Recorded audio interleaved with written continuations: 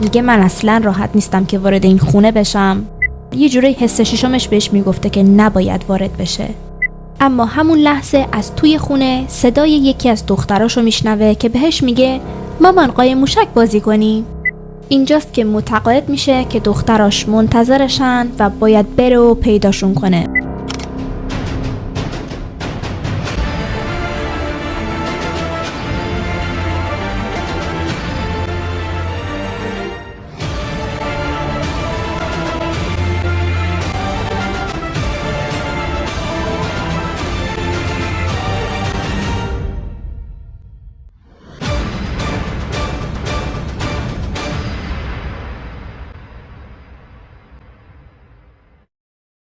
سلام به کالچیناچی من الی هستم. خیلی ازم پرسیدید که کالچیناچی یعنی چی؟ کالچیناچی به زبان ایتالیایی یعنی خردریزه، یعنی سنگریزه. آدمایی که خیلی با هم رفیق هستند و ندارن به هم دیگه میگن کالچیناچی و شما هم کالچیناچی من هستید. خب از اونجایی که تو کانال چای و جنایت هستیم، یک لیوان چای بریزید تا پرونده امروز رو با هم بررسی کنیم. قبل از شروع ازتون میخوام که لطفاً کانال رو سابسکرایب کنید، لایک کنید، کامنت بگذارید، برای دوستاتون بفرستید و هر جوری که میتونید از این کانال کوچولو حمایت کنید. دیگه میریم سراغ پرونده. در پرونده امروز در ویسکانسین هستیم، یا بهتر بگم در یک شهری به نام آراسین با 80,000 نفر جمعیت. این شهر خیلی کوچولوییه و اطلاعات زیادی راجع به سازوکار این شهر در دسترس نیست. تنها اطلاعاتی که راجع به این شهر داریم اینه که در سال 1920 اولین سشوار دنیا در این شهر اختراع شده. پس این قضیه که ما امروز موهامون رو سشوار میکشیم شاید باید مدیون آراسین باشیم. به هر حال روایت پرونده ما در سال 1995 در اواسط دهه 90 اتفاق میفته که یک زوج به این شهر نقل مکان میکنن. آقای به نام دیوید لارسون و همسر اون تری جندوزا. دیوید مهندس کنترل ترافیک هواپیماها بود و برای مقاصد کاری به این شهر نقل مکان کردند. خانم تری عوضش یک خانم خونه دار بود. بعد از چند سال اونها خانواده خودشون رو با 2 دختر بزرگتر میکنند. دختر اول یعنی هالی و دختر کوچکتر آرماندا. همه چیز به نظر خیلی خوب میرسید. رابطه این زوج خیلی خوب بود، همه اتفاقات نرمال بودند و خانم تری هم خیلی خوشحال بود که بالاخره مادر شده. اونم مادر 2 دختر کوچولو. اما بعد از یک مدتی متاسفانه مشخص نیست که چرا، اما دیوید شروع میکنه به تغییر دادن رفتار خودش. یک کمی بعد از تولد آرماندا دختر دوم. خیلی از منابع میگن که دیوید همیشه اینطوری بوده اما خودش رو نشون نداده تا بعد از زندگی مشترک. حالا مشخص نیست چون مدت کوتاهی نبود که زندگی مشترک داشتند. اما به هر حال دیوید تبدیل شده بود به یک مرد سختگیر عصبانی که سر کوچکترین چیزی دعوا را مینداخت و دوست داشت که همه چیز طبق میل خودش پیش بره. وقتی میگم چیزهای خیلی کوچیک منظورم واقعا چیزهای کوچیکه. مثلا گاهی اوقات ناراحت میشد از اینکه تری چرا حوله ها رو یک مدلی تا کرده که اون خوشش نمیاد. یا کافی بود که تری مثلا توی خونه پرده ها رو یه مدلی مرتب کنه که دیوید نگفته بود این کار انجام بده. یعنی نمونه کامل یک مرد سمی شده بود. دیوید اول با نظر دادنهای کوچولو شروع میکنه، ولی کم کم این نظر دادنهای کوچولوی دیوید در ابتدا تبدیل میشه به جنگ اعصابهای بزرگ و به یه جایی میرسند که دیوید در هر دعوا فقط داد و فریاد میکرده و تری رو میترسونده.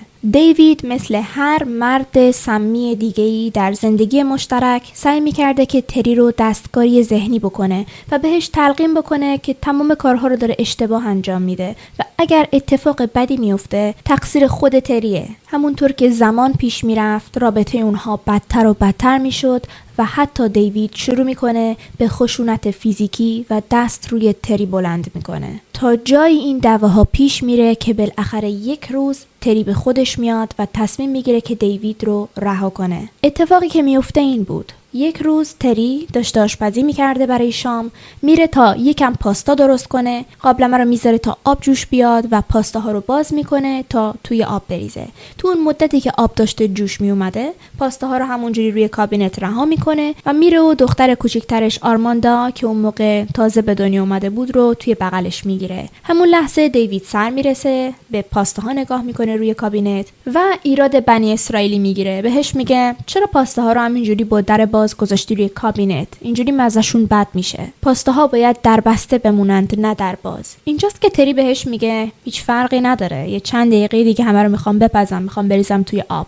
دیوید عصبانی میشه. میگه حتی اگر حرف من بی منطق باشه و معنی نداشته باشه باید حق رو به من بدی و یک طوری دعوا میکنه با تری که تری واقعا باورش نمیشد که فقط دارن برای یک بسته پاستا با هم دعوا میکنند و همونجور که داشتن با هم جر و بحث میکردند دیوید تری رو هل میده و روی زمین میندازه، ولی توی اون لحظه آرماندا هم توی بغل مادرش بوده و اینطوری آرماندا هم به زمین میفته. خب تری نگران دختراش میشه، هر دوتاشونو بر میداره و به زیرزمین خونشون میره. توی زیرزمین درا میبنده، مخفی میشن اونجا تا یک مدتی که دیوید عقلش سر جاش بیاد، یکم آرومتر بشه و باهاشون کار وحشتناکی انجام نده. توی مدتی که تری توی زیرزمین نشسته بود با دختراش و میدید که دختراش چقدر ناراحتند و حتی دارند گریه میکنند، با خودش فکر میکنه و به یک نتیجه قطعی میرسه.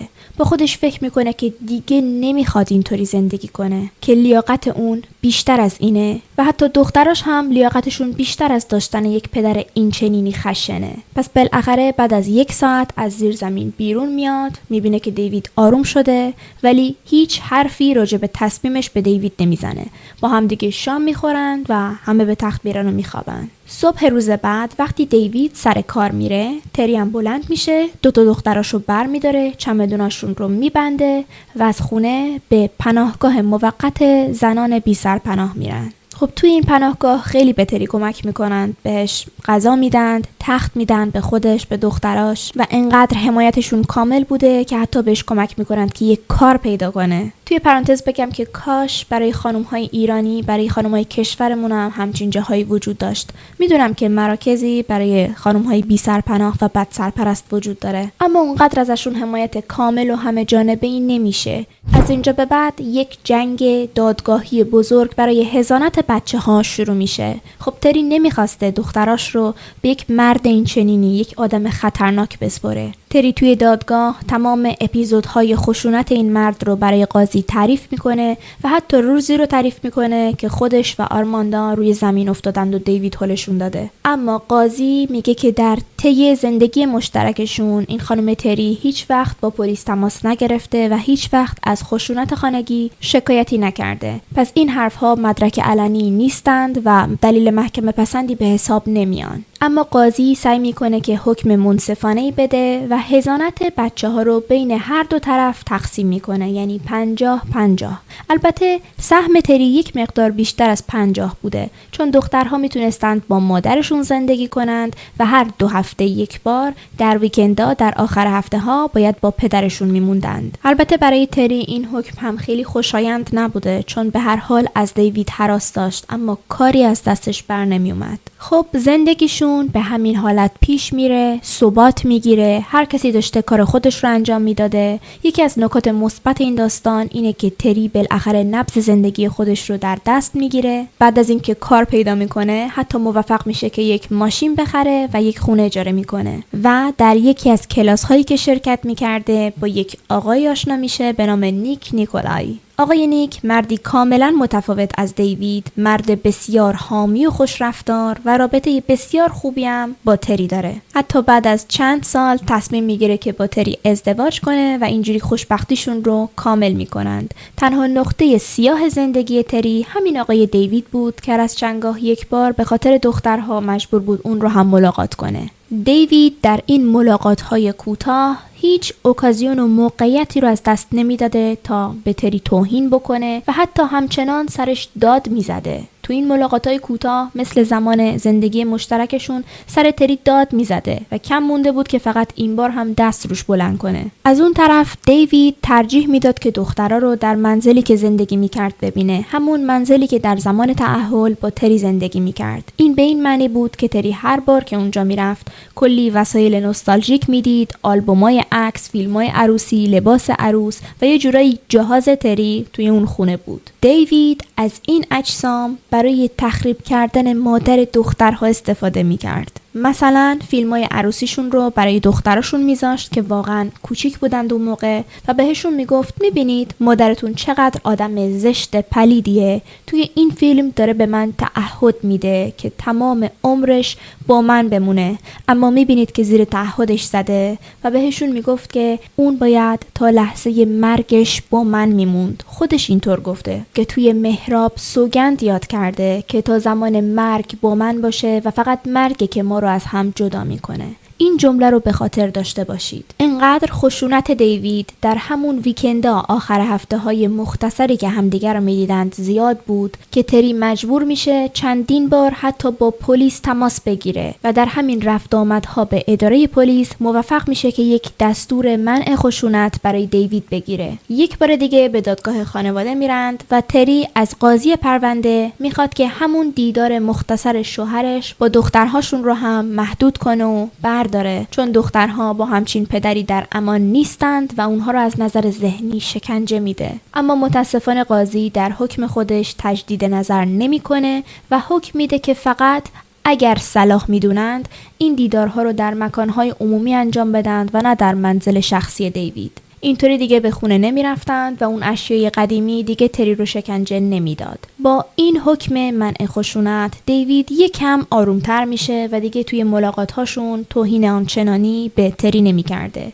و اینطوری همه چیز آروم میشه و دوباره زندگیشون به جلو پیش میره. زمان پیش میره و به 29 ژانویه سال 2004 میرسیم. اون روز برای تری یک روز خاص بود، چون بالاخره متوجه شده بود که دوباره بار داره و این خبر چیزی بود که برای مدت طولانی با نیک منتظرش بودند و تمام اون شب رو هم با هم جشن گرفته بودند، چون دخترها توی خونه نبودند، خونه دیوید بودند. روز بعدش وقتی که نیک میره سر کار، تری هم ماشین رو بر میداره تا بره دنبال دختراش. در 30 ژانویه در شهر آراسین هوا بسیار سرد بود، یعنی یکی از سردترین روزهای سال توی اون منطقه ثبت شده و به حساب می اومد. بارون می اومد و کلاً همه جا یخبندون بود. تری اون روز به منزل دیوید میرسه تا هالی و آرماندا رو از اونجا برداره. اون زمان دخترها 4 و 6 ساله بودند. دیوید در رو باز میکنه و به تری میگه که دخترها اینجا نیستن، دخترها قایم شدن چون میخوان با مامانشون قایم موشک بازی کنند. الان همینطور که قایم شدند منتظرن تو بری پیداشون کنی. خب تری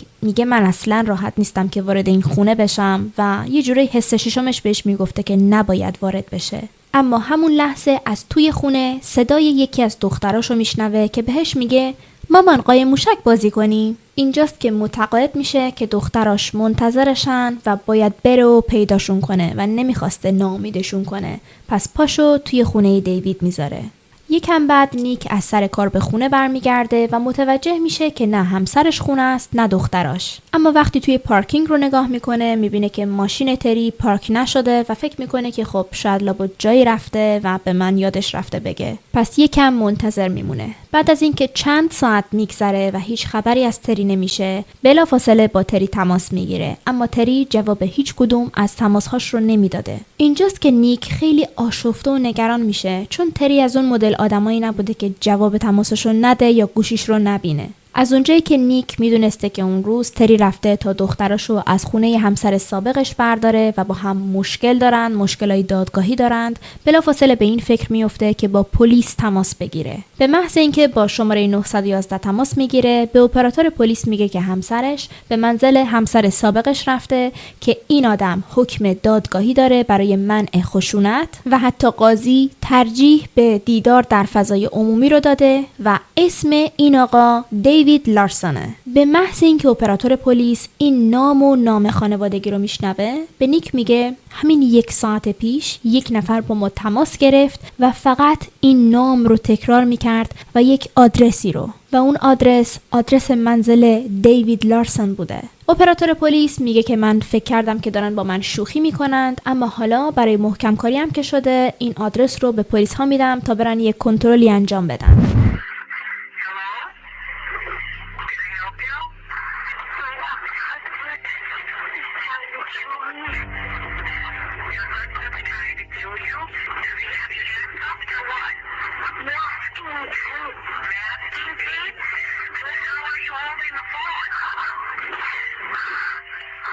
You want to talk to me?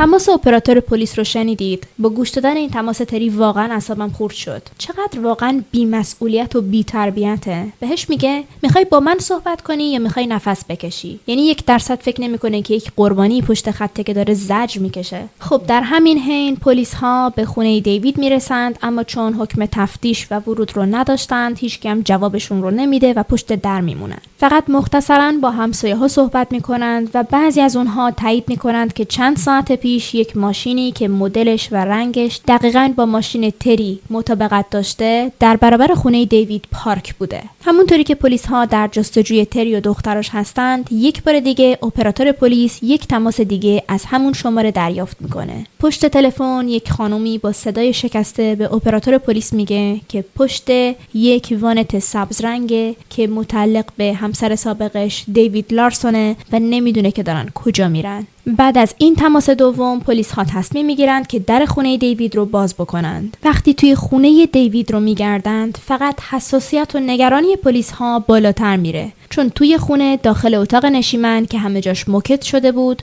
روی موکت یک لکه بزرگ وجود داشت که لکه خون بود. یکم دورتر از اون لکه یک غلاف اسلحه خالی افتاده بود و اون طرف خونه یک گوشه‌ای یک دست لباس ورزشی مشکی پیدا می‌کنند که نیک تایید می‌کنه که لباس‌های تری هستند. اما متاسفانه هر جای خونه رو که می‌گردند هیچ جا نه هالی رو پیدا می‌کنند نه آرماندا رو. زنگ خطر پلیس ها به صدا در اومده و جستجوی گسترده‌ای بلافاصله برای پیدا کردن مادر و دختراش آغاز میشه. جستجوی گسترده‌ای که درش 100 نیروی واحد پلیس و تعداد زیادی از افراد داوطلب دخیل بودند. در زمانی که پلیس ها به طور فنی‌تر و حرفه‌ای‌تر داشتند به تحقیقات خودشون ادامه میدادند تا یک مدرکی پیدا کنند، نیروهای زیادی در سطح شهر و حتی خارج شهر گشت میزدند تا این وانت مشکوک سبز رنگ رو پیدا کنند. اولین جایی که پلیس ها دنبال دیوید میگردند داخل فرودگاه بوده، جایی که کار میکرده. همکارای دیوید میگن که مسلماً دیوید اینجا نیست، شیفت کاریش تموم شده، اما اگر اینجا بیاد به نیروهای پلیس اطلاع میدن. میدونم که براتون خیلی عجیبه، اما با تمام این واحدهای پلیس که دنبال تری و دخترها میگشتند، هیچ کس موفق نمیشه که دیوید رو پیدا بکنه و بعد از 20 ساعت تموم بالاخره نه پلیس ها که خود دیوید به کلانتری میره با پای خودش و خودش رو معرفی میکنه. دیوید برای پلیس ها تعریف میکنه که از تری هیچ خبری نداره، روز قبل هم برای بردن دخترها به خونش نیامده و دیوید هم مجبور شده که برای سر کار رفتن دخترها رو به خونه دوست دخترش ببره و اونجا بذاره. به محض اینکه این حرف از دهن دیوید در میاد، پلیس ها آدرس خونه دوست دخترش رو ازش میگیرند و میرن تا سلامت هالی و آرماندا رو چک بکنند. وقتی نیروها برای بررسی دخترها میرسند، متوجه میشن که خوشبختانه دخترها صحیح و سالم در منزل دوست دختر فعلی دیوید هستند و هر چقدر که پلیس ها باهاشون صحبت میکردند، هیچ ایده‌ای نداشتند که چه اتفاقی برای مادرشون افتاده. دخترها میگفتند آخرین بار پدرشون گفته بوده که مادرشون میخواد باهاشون قایم موشک بازی کنه و دخترها همونطور که منتظر مادرشون بودن تا بیاد پیداشون بکنه هیچ وقت مادرشون رو ندیدند. یعنی مادرشون نیومده باهاشون بازی بکنه و پدرشون هم گفته که یک کاری براش پیش اومد و یه روز دیگه میاد. خب دیوید به پلیس ها میگه که آره منتظر تری بوده، به دخترها هم گفته که الان مادرتون میرسه تا باهاتون بازی کنه، اما تری هیچ وقت به خونه من نیومده تا دخترها رو برداره. اما پلیس ها به دیوید میگن که شواهدی وجود داره که میگه تری دیروز خونه دیوید بوده. شواهدی مثل لباسهای ورزشی تری که توی خونه دیوید افتاده بود یا خونی که روی موکتش بود که متعلق به تریه و از اون مهمتر همسایه ها ماشین تری رو روبروی منزل دیوید پارک شده دیده بودند. خب دیوید که خودش رو در مضیقه میبینه نسخه داستان خودش رو عوض میکنه و مسخره ترین داستانی که در تمام کانال های جنایی شنیدید رو برای پلیس ها تعریف میکنه. دیوید میگه از اونجایی که همیشه با همسر سابقش کشمکش داشته، اون روزم تری به خونش میاد اما درگیری لفظی بینشون شکل میگیره. از اونجایی که دیوید حکم منع خشونت داشته نمیتونسته هیچ حرفی به تری بزنه. حتی میگه تری انقدر عصبانی شده که بهش حمله میکنه که توی سرش میزنه و اونم نمیتونسته از خودش هیچ دفاعی بکنه و اینجاست که از هوش میره و دیگه هیچ چیزی یادش نمیاد. اما این توضیحات یکم زیادی مسخره بودند، برای همین پلیس ها دیوید رو توی بازداشت نگه می‌دارند. اما از اونجایی که اعتراف نمی‌کرده تصمیم می‌گیرند که توی وسایل شخصی دیوید رو بگردند. توی وسایل شخصی که از دیوید میگیرند یک کیف پولم بوده که متعلق به خودش بوده و داخل این کیف پول یک کارت ویزیت پیدا میکنند که متعلق به یک مؤسسه‌ای بوده که گاراژ اجاره میداده. از این گاراژها و انباریایی که توی همه کشورها هم هستند برای مردمی که فضا ندارن تا وسایلشون رو یه جایی بذارند، این گاراژها رو اجاره میکنند و به عنوان یک مرکز ذخیره سازی ازش استفاده میکنند. پلیس ها که حالا به هر دری میزدند تصمیم میگیرند که حالا با این کارت ویزیت هم یک تماسی بگیرند. پس پلیس با این انبار تماس میگیره و ازشون میپرسه که آیا دیوید لارسون یک واحد انباری توی این انبار اجاره کرده یا نه. افرادی که اونجا کار میکردند به پلیس ها میگن که همین چند روز پیش به طور اتفاقی دیوید یک واحد انباری اونجا اجاره کرده و پلیس ها بعد از چک کردن محلی که این مرکز ذخیره سازی قرار داره متوجه میشن که این مرکز اینقدر به فرودگاهی که دیوید در اونجا کار میکرده نزدیک بوده از لحاظ مسافتی که حتی از برج مراقبت فرودگاه میتونستید این مرکز ذخیره سازی رو ببینید. یعنی دیوید وقتی سر کار بوده در طول روز میتونسته کاملا به انبار خودش مشرف باشه. به محض پیدا کردن این اطلاعات یک تیم ضربت از ایستگاه پلیس به این انبار میره و با کمک مسئول اونجا انباری که متعلق به دیوید بوده رو پیدا میکنند و زنجیرهاش رو باز میکنند. داخل انبار یک چوب بیسبال بزرگ پیدا میکنند که کاملا خونی بوده و یک سطل زباله پلاستیکی بزرگ که با نوار چسب پوشیده شده. در این سطل آشغال بزرگ پلاستیکی پلیس ها چیزی رو پیدا میکنند که معتقد بودند جسد تری جندوز است. صورت این زن کاملا متورم و کبود شده بود، لباس زیر به تن داشته و بدنی که کاملا از سرما کبود شده چون یکی از سردترین شبهای سال بوده توی آراسین. در پایین پاهاش یعنی از نوک انگشتای پاش تا زیر زانوش کاملا به رنگ کبود آبی در اومده بود و پلیس ها فکر میکردند در نگاه اول که این زن یک جوراب ساق بلند به پا داره، اما فقط یخزدگی بود. اما سورپرایز بزرگی که برای پلیس های این پرونده وجود داره اینه که توی اون لحظه با تمام نشانه های فیزیکی یخزدگی قطعی تری زنده بود. پزشکانی که تری رو در بیمارستان معاینه کردند میگفتند که این زنده موندن فقط یک معجزه بوده. واقعا فقط یک قدم تا مرگ فاصله داشته. تمام سر و صورتش داغون شده بود بابت ضرب و شتم و این یخزدگی وسیعی که داشته 100% اون رو از بین می برده. متاسفانه در اثر سرمازدگی و اون ضربه ها تری بچه خودش رو از دست داده بود. چون اگر یادتون باشه در زمانی که تمام این اتفاقات افتاده تری باردار بود. جدی ترین صدمه‌ای که به تری وارد شده بود هایپوترمی یا سرمازدگی بود بابت تمام اون ساعاتی که برهنه توی سرما مونده بود. بعد از دوران نقاهتش بالاخره تری برای پلیس ها تعریف میکنه که چه اتفاقی افتاد. تری میگه برای قایم موشک بازی کردن وارد خونه میشه اما بلافاصله دیوید در رو پشت سرش میبنده و بدون هیچ مقدمه‌ای با یک چوب بزرگ بیسبال توی سرش میزنه. بعد از اینکه تری به زمین میفته همچنان به ضربه زدن توی سر و صورت تری ادامه میده. ببینید خیلی دردناکه واقعا توی صورت یک نفر با چوب بیسبال ضربه بزنیم. دارم تعریف میکنم هم دردم میاد. و تری میگه انقدر درد داشته که بین ضربه ها از هوش میرفته و به هوش میومده. میگه دیوید بین اون ضربه ها بهش میگفته که به پیمانی که در روز عروسیمون با من بستی وفادار نبودی و خیانت کردی. تو نباید ازدواج میکردی و تا روز مرگت مال من و دارایی من هستی و الان لایق مرگی. تری میگه زمانی که به هوش می اومده یک صدای مبهم بچه میشنیده و نگران بوده که دیوید بچه هاش رو آزار بده یا توی یک اتاق زندانی کرده باشه. اما بعدها مشخص میشه که دیوید صدای تلویزیون رو تا تهزیات کرده بوده تا دخترها صدای کشتن مادرشون رو نشنوند، چون دیوید دخترها رو در زمانی که داشته مادرشون رو به قتل میرسونده توی یک اتاق زندانی کرده بود تا بیرون نیان. با صدای تلویزیون هم صدای ناله های تری رو خفه می کرده واقعا تصورش وحشتناکه. اون دخترها فقط 4 و 6 سال داشتند. دیوید همچنان صدای تلویزیون رو بلند می‌کرده تا صدای ناله‌های تری رو نشنوند. بعد از اینکه دیوید تری رو برهنه کرده بود، اون رو داخل سطل زباله بزرگ پلاستیکی انداخته بود و در اون رو با چسب مهر و موم کرده بود. بعد هم اون سطل رو داخل وانت سبز رنگ گذاشته بود و به سمت واحدهای ذخیره‌سازی یا انبارها برده بود. یعنی زمانی که تری هنوز زنده بوده و داخل اون سطل بوده، واقعا کلاستروفوبیای من میاد بالا. چقدر وحشتناک.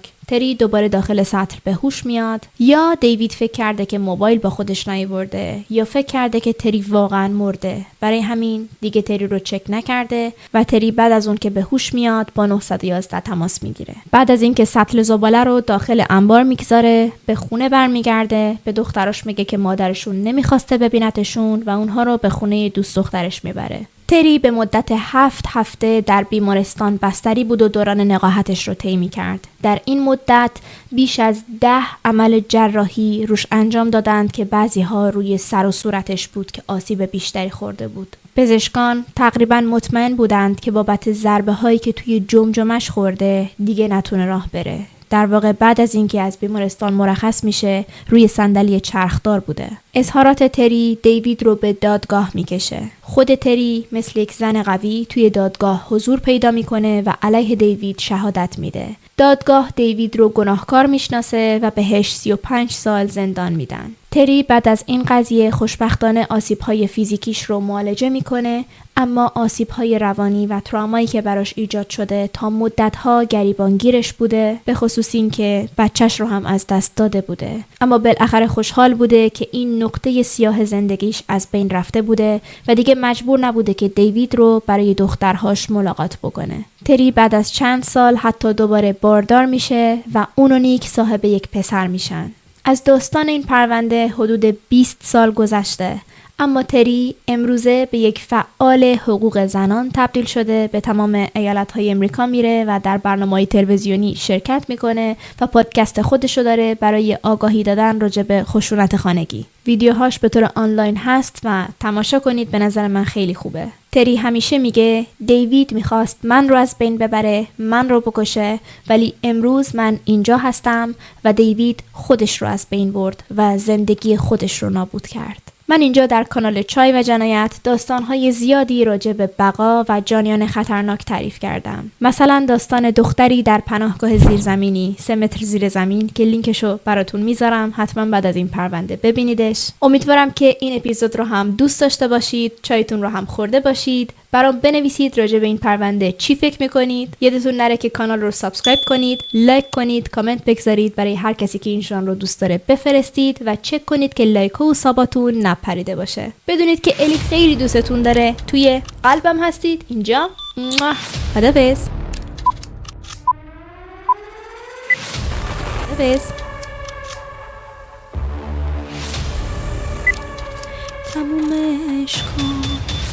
تمومش کن، نذار اینجا لب مرگو ببوسم.